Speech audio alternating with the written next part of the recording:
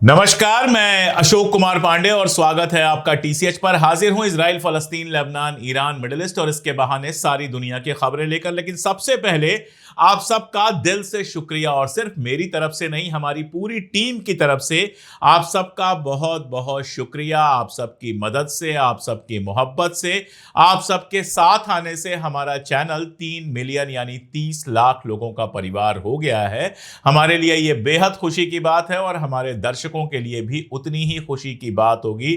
दुनिया के अलग अलग मुल्कों से, मुल्क के अलग अलग खित्तों से लोग हमारे चैनल देखते हैं, वीडियोस देखते हैं। मैं जहां जाता हूं वहां लोग मिलते हैं, बताते हैं, चैनल देखते हैं। यह आपका ही चैनल है और हमारी कोशिश लगातार यही रहेगी कि हम हक की आवाज बने रहें, आपकी उम्मीदें पूरी हों। यही हमारी कोशिश होगी, यही हमारी उम्मीद होगी। अब चलते हैं खबरों पर। सबसे बड़ी जो खबर है फिलहाल वो ट्रंप के जानिब से है। हालांकि ट्रंप पर कोई भी बात करते हुए एक बार दिमाग में जरूर यह रहता है कि यह आदमी कब पलट जाए, कुछ पता नहीं चलता है। जो आदमी सुबह एक बयान देता हो, शाम को एक बयान देता हो, उसके बारे में क्या कहा जाए। लेकिन कुछ वजहें हैं जिसकी वजह से यह लग रहा है कि ट्रंप ने निगोशिएशन का काम, गजा के ऊपर निगोशिएशन का काम, सीज फायर को, जंगबंदी को अमली जामा पहनाने का काम अपने हाथ में ले लिया है। ट्रूथ सोशल पर उसका एक बयान आया। बयान की जो भाषा है वो तो उतनी ही खराब थी जो उसकी हमेशा होती है, लास्ट वार्निंग और इसके बाद वार्निंग नहीं होगी। लेकिन उसमें जो असल बात थी वो दो हैं। पहली बात तो बहुत क्लियर था कि हमास के साथ अब अमेरिका सीधी बात कर रहा है, इजराइल के ऊपर किसी सीज फायर के लिए भरोसा नहीं कर रहा है। और दूसरी बात कि वो एक कॉम्प्रिहेंसिव डील की बात कर रहा है जिसका प्रपोजल हमास को भेजा गया है। बराक डेविड और दूसरे पत्रकारों ने इसके बारे में बहुत डिटेल में बताया है और यह कहा है कि इस प्रपोजल में 3 चीजें खास तौर पे हैं। पहली बात यह कि जितने 48 होस्टेज हमास के पास हैं, जिंदा या मुर्दा, यह कहा जा रहा है कि 20 के आसपास जिंदा हैं और 28 के आसपास मुर्दा हैं, वो एक साथ एक ही दिन वापस कर दिए जाएंगे इजराइल को, यानी सारे होस्टेज एक दिन में फ्री हो जाएंगे।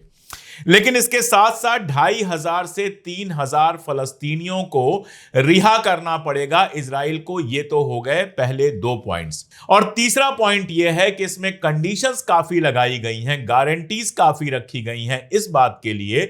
जो हमास की दिक्कत हमेशा रही है कि हम एक दिन में रिलीज तो कर देंगे, लेकिन अगले दिन सारी शर्तें तोड़ के इजराइल फिर से अपनी हरकतें शुरू कर देगा तो कौन रोकेगा। इस बात की गारंटी देने के लिए कि इसके बाद इजराइल अपनी जंग तेज नहीं करेगा और बात लगातार जंगबंदी की होगी, जंग को मुकम्मल तौर पर खत्म होने की होगी। इसमें एक कंडीशन तो यह है कि इजराइल अपनी सारी आर्मी हटा लेगा, गजा में जो कुछ चल रहा है उसको तुरंत रोक देगा और इसके तुरंत बाद जंगबंदी की निगोशिएशन शुरू हो जाएंगी जिसमें अमेरिका भी एक पार्टी होगा। यानी मुकम्मल जंगबंदी, कंप्लीट सीज फायर की बात इसके बाद शुरू हो जाएगी। ये इस पूरे के पूरे प्रपोजल में है। जब यह प्रपोजल N12 जो इजरायली अखबार है उसमें छपा तो एक लाइन छप गई कि अभी तक हमास इस पर तैयार नहीं हुआ है, सारी जिम्मेदारी हमास पर डालने की बात हमेशा होती है। अब यह खबर आ गई है कि हमास ने कहा ठीक है, हम इस पर तैयार हैं। हम तो पहले भी इस तरह की शर्त मानने को तैयार थे जिसमें हम होस्टेजेस को छोड़ देंगे, आप हमारे होस्टेज को छोड़िए और उसके बाद जंगबंदी का प्रोसेस शुरू हो। तो हम इस बात पर तैयार हैं। आप सेना हटाने की बात कर रहे हैं, यह भी अच्छी बात है, हम इस पर तैयार हैं। हमास का यह बयान भी आ गया, हमास ने यह प्रपोजल एक्सेप्ट भी कर लिया और तमाम अखबारों में यह बात छप भी गई कि हमास ने यह प्रपोजल एक्सेप्ट कर लिया है। कहा यह जा रहा है कि इजराइल भी इस पर बहुत सीरियसली विचार कर रहा है।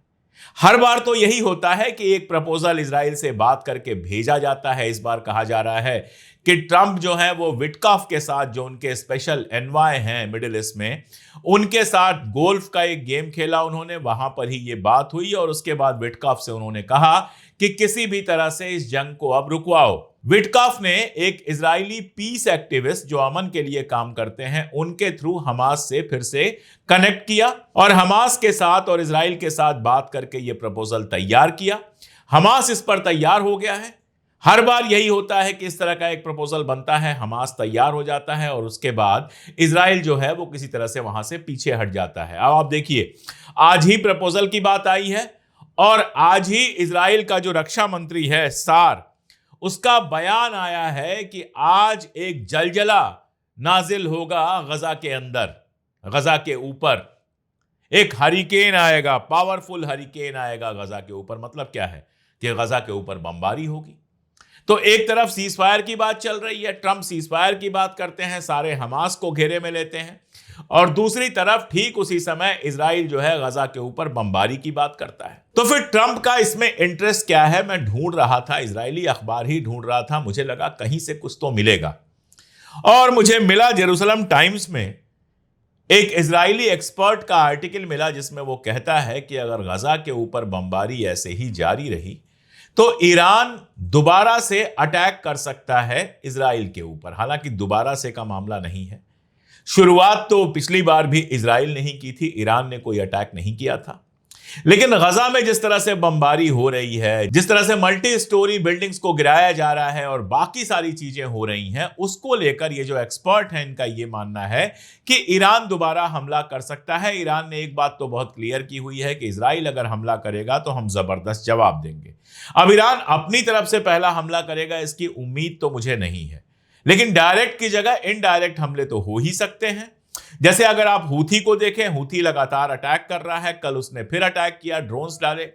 जब ड्रोन्स पहुंचे तो पहले तो इजराइल की आर्मी ने कह दिया, जैसे हमेशा कह देते हैं कि हवा में मार दिया, कोई इसका असर नहीं हुआ।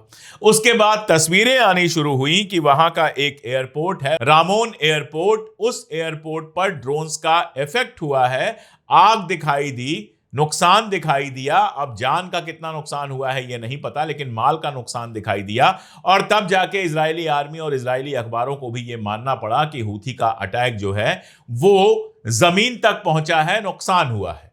तो हूथी लगातार अटैक कर ही रहा है। लेबनान के बारे में आप देख ही रहे हैं कि कभी भी हालात खराब हो सकते हैं। अभी जो वहां संसद लगी उसमें अमाल के लोग और हिजबुल्लाह के लोग गए नहीं, बहिष्कार किया, क्योंकि सारा कुछ इसी पर होना था कि हिजबुल्लाह से हथियार कैसे छीना जाए। लाजरानी साहब जो ईरान के हैं वो जा चुके हैं लेबनान, और वहां जाकर उन्होंने साफ साफ कहा है कि हम रेजिस्टेंस का साथ नहीं छोड़ेंगे। तो हिजबुल्लाह से हथियार छीनने का जो पूरा खेल चल रहा है, उसमें कभी भी हिजबुल्लाह के साथ कम से कम इजराइल की लड़ाई तो हो ही सकती है। हालांकि इजराइल की प्लानिंग यही है कि वहां पर सिविल वार हो जाए। तो हालात जिस तरह के हैं, मुझे लगता है कि ट्रंप नहीं चाहता कि बहुत दिनों तक गजा की लड़ाई चले, क्योंकि उसको पता है कि सारा मामला गजा का है। गजा जब तक खामोश नहीं होगा, गजा में जब तक शांति नहीं होगी, तब तक किसी भी हाल में मिडिल ईस्ट में शांति होने वाली नहीं है। दूसरी बात, रिविएरा के प्लान को लेकर मीटिंग हुई थी, ब्रोशर वगैरह जारी हुए, लेकिन सबको पता है, तमाम आर्टिकल इजरायली अखबारों में ही छपे हैं और जगहों पर भी छपे हैं, कि रिविएरा ख्वाब तो बहुत अच्छा है लेकिन पूरा नहीं होने वाला है। अगर आप गजा को सोच रहे हैं कि पूरी तरह से खाली करके उसको एक टूरिस्ट प्लेस में बदल देंगे, यह कभी होने वाला नहीं है। यह सिर्फ एक खाम ख्याली है, यह सिर्फ एक ख्वाब है। यह करने की कोशिश मिडिल ईस्ट को और ज्यादा खतरे में डालेगी, और ज्यादा खून बहेगा, और ज्यादा लोग मारे जाएंगे, इधर से भी और उधर से भी। तो मुमकिन है कि ट्रंप चाहता हो कि बस अब बहुत हाथ से निकल गया, क्योंकि खर्च भी बहुत हो रहा है, इजराइल को लगातार हथियार भेजना, पैसे भेजना, मदद करना, यह सब कुछ भी हो रहा है। हूथी के मामले में आप जानते हैं, चुपचाप अमेरिका बाहर निकल गया था सिर्फ खर्च की वजह से, कि इतने ज्यादा पैसे खर्च हो रहे हैं, बदले में कुछ मिल नहीं रहा है। हूथी के साथ समझौता किया और किनारे निकल गया कि भैया अब तुम और इजराइल संभलो, हम चले। तो बहुत मुमकिन है कि सीरियसली वो चाह रहा हो कि इस तरह के डेंजर से बचने के लिए गजा में सीज फायर हो जाए।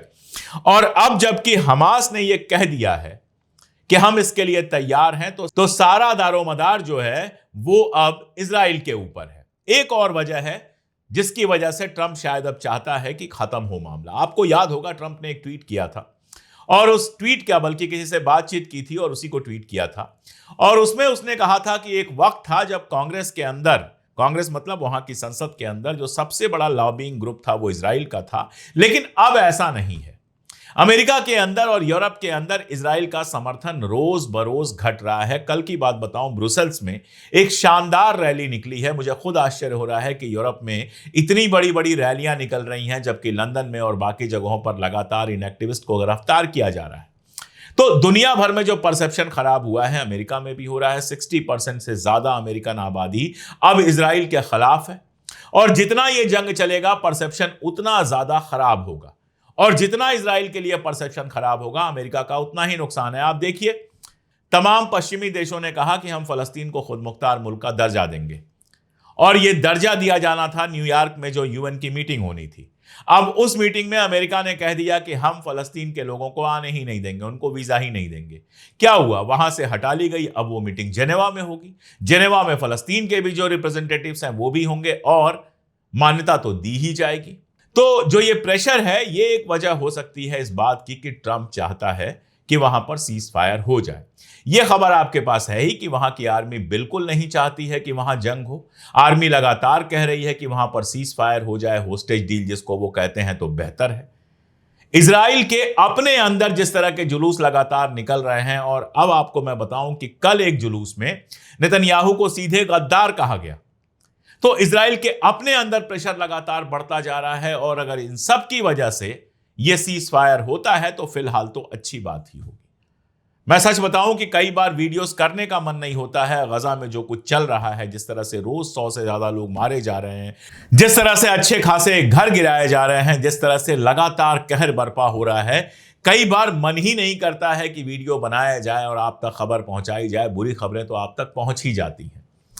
फिर भी मैंने आपसे वादा किया हुआ है और अपने आप से वादा किया हुआ है कि हक की आवाज लगातार उठाता रहूंगा, सच बोलने की कोशिश, मिडिल ईस्ट की और खास तौर पर गजा की खबरें आप तक पहुंचाता रहूंगा। तो मेरी कोशिश होती है ये खबरें लगातार आप तक पहुंचती रहें। अभी हमने सैयद आकिब साहब से बात की थी, वो बातचीत आपने सुनी होगी।